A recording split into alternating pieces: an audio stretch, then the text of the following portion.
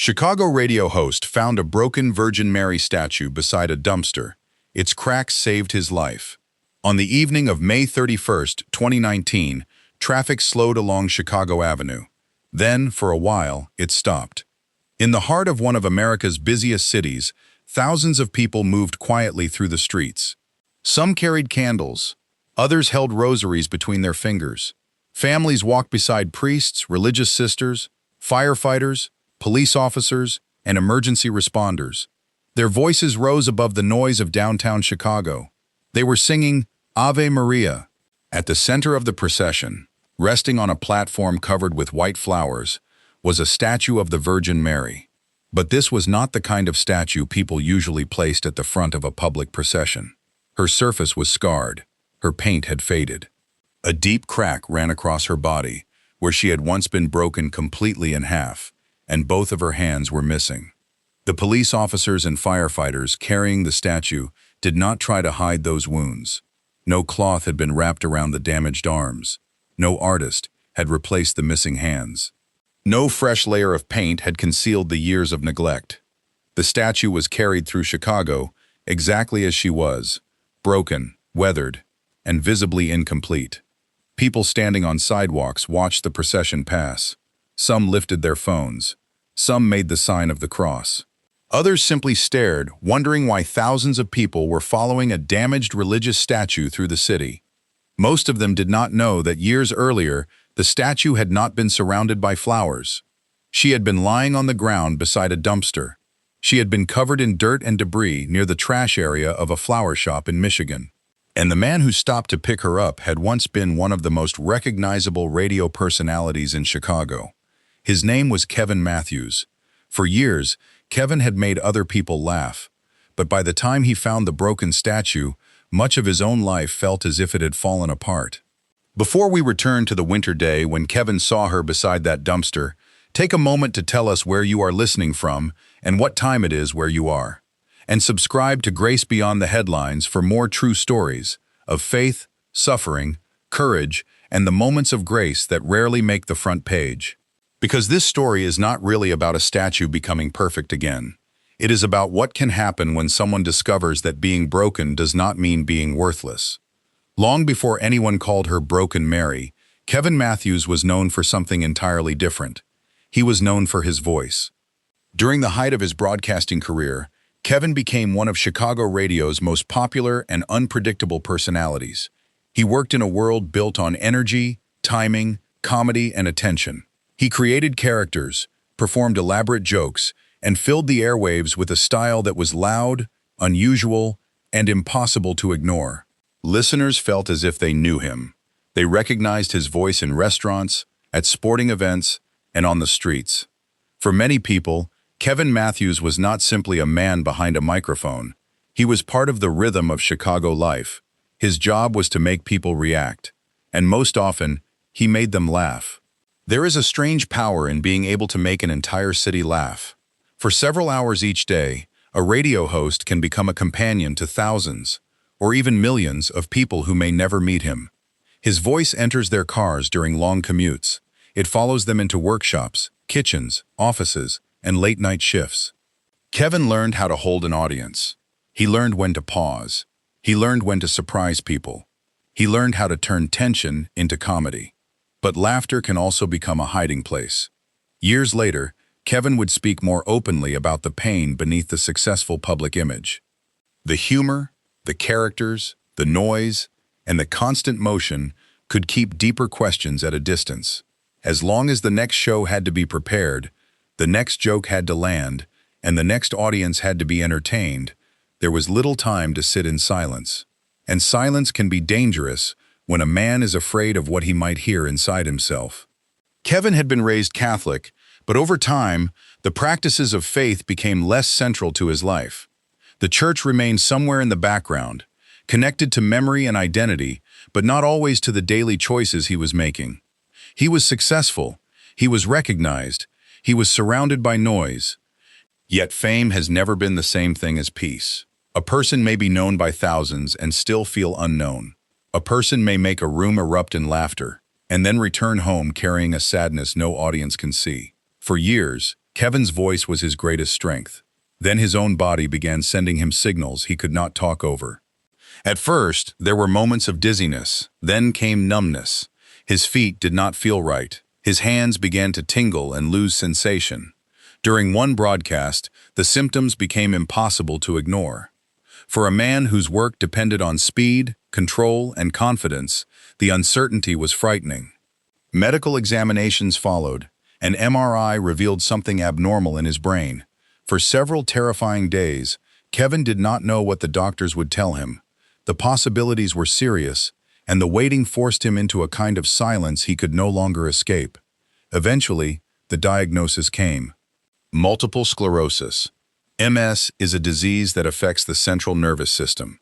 Its symptoms can vary widely.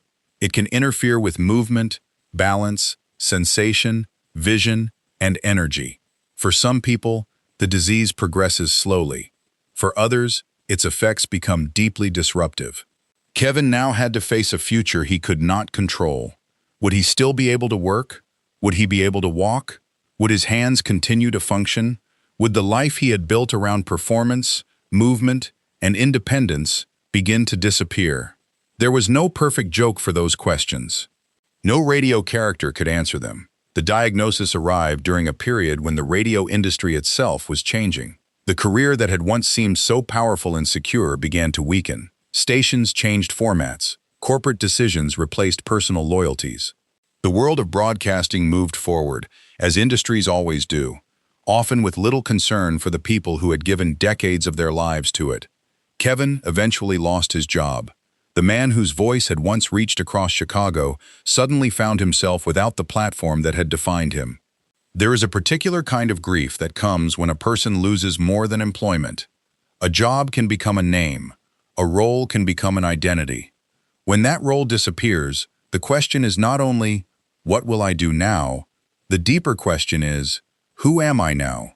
Kevin had once walked into rooms where people immediately recognized him. He had been surrounded by producers, callers, fans, and colleagues. Now he was sick, uncertain, and no longer standing beneath the bright lights of his profession. He later described the feeling in painful terms. He felt discarded, used up, thrown aside by a world that celebrates people when they are productive, entertaining, and profitable, but often forgets them when they become inconvenient. It was as if the world had placed him beside the trash. That feeling followed him one winter day as he drove through Michigan. Snow had recently fallen. The sky carried the pale gray color of a Midwestern winter, when daylight itself seems tired. Kevin was thinking about his life, his lost work, his illness, and the uncertainty ahead. Then, according to the testimony he would later share, he felt an interior prompting: buy flowers for your wife. It was a small thought, ordinary, almost easy to dismiss, but he looked up and noticed a flower shop. Kevin turned the car around and pulled in. He had no idea that this simple decision would redirect the rest of his life. As he approached the shop, something on the ground caught his attention. Near the dumpster area, several yards from the building, a large figure lay on its back. At first, it may have looked like another piece of discarded decoration, but as Kevin moved closer, he recognized the shape. It was a statue of the Virgin Mary. She was approximately 3 feet tall and badly damaged. The statue had been broken into 2 major sections. The upper body had separated from the lower half. Both hands were missing. The surface was dirty and weathered. Pieces were chipped away and debris surrounded her. She was not standing on a pedestal. She was not inside a chapel. She was not surrounded by candles. She was lying beside the trash. Kevin stared at the statue. The man who had spent much of his adult life surrounded by comedy, publicity, and performance suddenly stood in silence before a broken image of Mary. According to Kevin's later account, he experienced a question within his heart. Would he reject her? Would he leave her there? It is important to understand this moment, as Kevin described it, a personal spiritual experience, an interior encounter that he believed was calling him to make a choice. He could walk away. The statue did not belong to him. It was broken. It was heavy. It had no practical value. Someone else had already decided that it no longer belonged inside the store. Leaving it there would have been easy. But something about the statue would not release him. Perhaps it was the damage. Perhaps it was the way she had been discarded. Perhaps Kevin was already beginning to recognize something of himself in her. He entered the flower shop and asked the woman inside about the statue. He wanted to take it. At first, she refused. The statue had belonged to the family, and despite its condition, she was not prepared to give it away. Kevin continued speaking with her. During the conversation, he made an unexpected promise. He said he would help a nearby community of religious sisters. The woman listened. Then she recognized his voice. Was he Kevin Matthews, the famous Chicago radio host? The same Kevin Matthews who had recently lost his job? The voice that had once brought Kevin fame now opened a very different door. Eventually, the woman agreed to let him take the statue. Kevin later learned that there really was a Franciscan religious community nearby, and he made efforts to honor the promise he had made. But first, he had to move the statue. It was not a small ornament that could be placed carefully on the passenger seat. It was heavy, broken, awkward, and dirty. Kevin gathered the pieces and took them home. He washed away the grime. He removed the debris. And as the dirt disappeared, the damage became even clearer. The missing hands could not simply be ignored. The crack dividing the statue was deep. Her scars were visible from every angle. Kevin found someone who could repair her. The restorer looked at the statue and saw what any skilled craftsman might see: a damaged object that could be made to look new again. The crack could be covered, the missing hands could be recreated, the broken edges could be smoothed, fresh paint could restore the original colors. When the work was finished, perhaps no one would ever know that the statue had been lying beside a dumpster. But Kevin did not want that. He began to cry. He asked the restorer to reconnect the two halves of the statue, making her stable enough to stand again. But he did not want the scars erased. Do not replace the hands. Do not cover every crack. Do not make her look untouched. Leave the wounds visible. The request may have sounded strange. Most people who bring a broken religious statue to a craftsman want the damage removed. They want restoration to mean returning the object to its original appearance. But Kevin had begun to understand the statue differently. Her wounds were no longer defects that embarrassed him. They were the reason he could recognize himself in her. She had been damaged. So had he. She had been discarded when someone no longer saw her value. He felt that the world had done the same to him. She had been separated into pieces. His life also felt divided, between the man he had once been and the man he was becoming, between public success and private pain, between the faith of his childhood and the distance of his adult years. If every scar disappeared, the statue might become beautiful in the conventional sense. But she would no longer tell the same story. Kevin did not need an image pretending that nothing painful had ever happened. He needed an image that could remain wounded and still stand. The restorer joined the broken sections together. The crack remained visible. The arms remained without hands. The chips, marks, and weathering were not completely concealed. The statue would never look untouched again, but she was no longer lying beside the garbage. She could stand. And in Kevin's mind, that distinction became essential. Healing did not have to mean returning to the person he had been before the diagnosis, before the job loss, before the failures, and before the pain. Healing could mean standing again without denying what had happened. For years, Kevin had understood the power of a microphone. He knew how words could influence an audience. He knew how a voice could enter someone's loneliness and make that person feel accompanied. Now, the damaged statue began speaking to him without words. Kevin started praying again. At first, the process was unfamiliar. He had been away from serious religious practice for years. He did not suddenly become a saint. He did not awaken one morning with every question resolved and every habit transformed.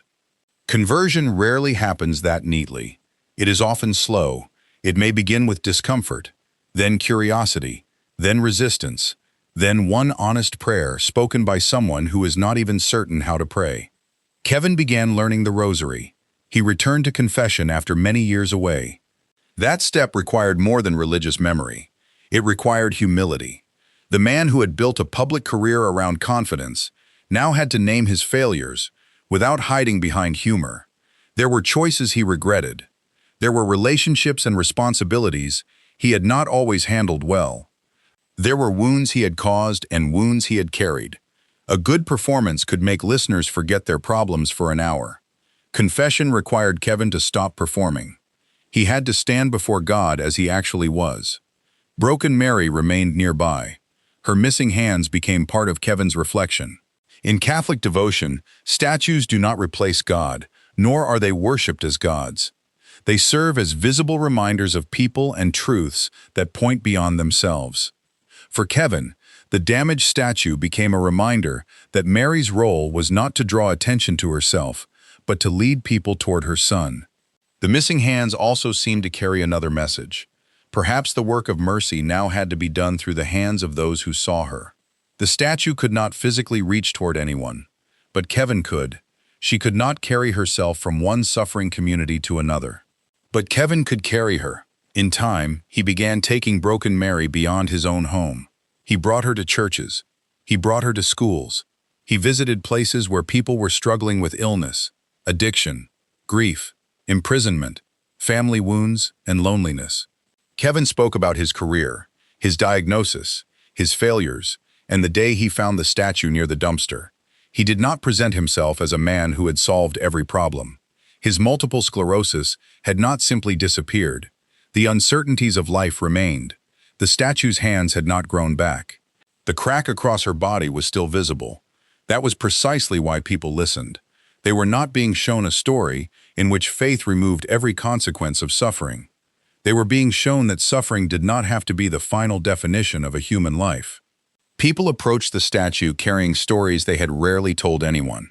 A mother grieving a child, a man battling addiction, a prisoner convinced that his worst decision had erased his worth forever, a woman abandoned after years of marriage, a teenager who believed no one would understand the darkness inside him, a patient facing a diagnosis that changed every plan for the future. They looked at the broken statue and saw no attempt to disguise what had happened to her. The wounds were real, but so was her dignity. Kevin began repeating a message that became central to his ministry. We are all broken, and we are all loved by God. That sentence can sound simple until it reaches someone who believes love must be earned by appearing strong, successful, useful, attractive, or morally flawless. The world often rewards the unbroken appearance. People learn to conceal their pain in professional photographs, polished conversations, and reassuring answers. How are you? Fine. How is the family? Everything is good. How are you handling the diagnosis? Staying positive. But behind those answers may be fear, shame, anger, regret, or exhaustion. Broken Mary did not say everything was fine. Her appearance told the truth. Something had happened to her. She had been damaged. And yet she had been lifted from the ground. She had been cleaned. She had been carried home. She had been given a place of honor. Not because the cracks were imaginary, but because the cracks had never destroyed her value. As Kevin traveled with the statue, people began calling him Mary's roadie. In the music industry, a roadie is the person who carries equipment, sets up the stage, moves what needs to be moved, and works behind the scenes so that someone else can be seen and heard. The title fit Kevin in an unexpected way. He had once been the voice at the center of attention. Now he was carrying a broken statue into churches so that another message could be heard. The former radio star was becoming a servant of a story he had not written. And eventually, that story led him back to Chicago. The city knew Kevin Matthews as an entertainer. Now he would return carrying Broken Mary. On May 31st, 2019, the Feast of the Visitation, people gathered at St. John Cantius Church. The procession was organized as a public prayer for peace and healing in Chicago, a city filled with beauty, energy, culture, and community, but also marked by violence, division, grief, and neighborhoods where families had suffered repeated loss. The choice of people who would carry the statue was deeply symbolic. Police officers, firefighters, emergency responders. These were men and women who regularly encountered lives at the moment they were breaking. They entered homes after violence. They arrived at crash scenes. They stood beside grieving parents. They saw fear, blood, confusion, addiction, anger, and death. They knew that a city's wounds were not abstract. They had names. They had addresses. They had families. On that evening, Those responders lifted a statue whose wounds could not be hidden. Thousands of people followed. The exact estimates varied, but every account agreed that the crowd was large. They carried candles through the evening streets. They prayed the rosary. They sang hymns as the procession moved from the church toward Chicago's water tower. 4 lanes of traffic were temporarily closed. The city that had once carried Kevin's voice through car radios now made room for the statue he had found beside the trash. There she was, surrounded by flowers, no longer lying on her back, no longer treated as useless, no longer hidden in a private home. The crack remained. The hands were still missing. Nothing about her physical condition had changed since the restoration, but everything about her place had changed. Years earlier, people had passed near the dumpster without picking her up. Now thousands followed behind her. At the water tower, prayers continued. A religious sister placed a crown upon the statue. Around them stood people whose own lives contained cracks no one else could see. Some were praying for Chicago. Some were praying for their families. Some were praying for loved ones lost to violence. Some were praying for healing from illness. Others may not have known exactly why they had joined the procession. They only knew that the sight of a damaged Mary being carried through the city touched something inside them. Kevin watched the scene unfold. The former radio personality had returned to Chicago, but not for a comedy show. There was no studio audience waiting for a punchline. No ratings report would measure what was happening. The most important voice in the story was not coming through a microphone. It was the silent testimony of something once discarded. Broken Mary did not promise that every disease would be cured. She did not promise that every family would be restored exactly as it had been. She did not promise that Chicago's violence would disappear overnight. And Kevin never needed to claim that the statue possessed magical power. The truth was already powerful enough. A broken object had become the center of a movement of prayer because one wounded man refused to leave it beside the trash. And in rescuing the statue, Kevin slowly began to understand that God had not abandoned him either. He had thought his best years were behind him.